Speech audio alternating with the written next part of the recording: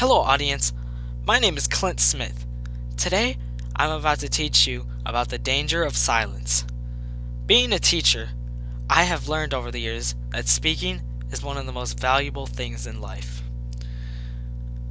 Dr. Martin Luther King Jr., in the 1968 speech where he reflects upon the civil rights movement, states, "In the end, we will remember not the words of our enemies, but the silence of our friends."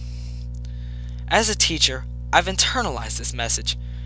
Every day, all around us, we see the consequences of silence manifest themselves in the form of discrimination, violence, genocide, and war. In the classroom, I challenge my students to explore the silences in their own lives through poetry.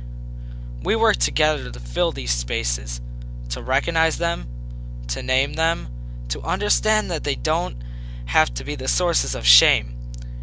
In an effort to create a culture within my classroom where students feel safe sharing the intimacies of their own silences, I have 4 core principles posted on the board that sits in front of my classroom, which every student signs in the beginning of the year. Read critically, write consciously, speak clearly, tell your truth. And I find myself thinking about that last point. Tell your truth. And I realized that if I was going to ask my students to speak up, I was going to have to tell my truth and be honest with them when I failed to do so.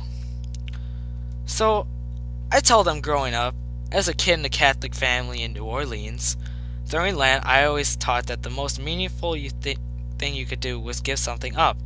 Sacrifice something you typically indulge in to prove to God that you understand His sanctity. I've given up soda, McDonald's, French fries, French kissing, and everything in between. But one year, I gave up speaking. I figured the most valuable thing I could sacrifice was my own voice. But it was like I haven't even realized that I've given it up a long time ago. I spent so much of my life telling people the things they wanted to hear, instead of telling them what they needed to. I told myself I wasn't meant to be anyone's conscience because I still had to figure out being my own. So sometimes I wouldn't say anything, appeasing ignorance with my silence, unaware that validation doesn't need words to endorse the existence. When Christian was beat up for being gay, I put my hands in my pocket and walked with my head down, as I didn't even notice. I couldn't use my locker for weeks because the bolt on the lock reminded me of the one I had put on my lips when the homeless man on the corner, with his eyes merely up searching for affirmation that he was worth seeing. I was more concerned with touching the screen of my apple than actually feeding him one.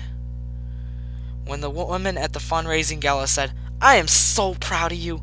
It must be so hard teaching these poor, unintelligent children," I bit my lip, because apparently we needed her money more than my students needed their dignity. We spend so much time listening to things people are saying that we rarely pay attention to the things that they don't. Silence is the residue of fear. It is the feeling when your flaws gut-wrenching guillotine your tongue. It is the air retreating from your chest because it doesn't feel safe in your lungs. Silence is Radon genocide. Silence is Katrina. It is what you hear when there is not enough body bags left. It is sound after the noose is already tied. It is charring.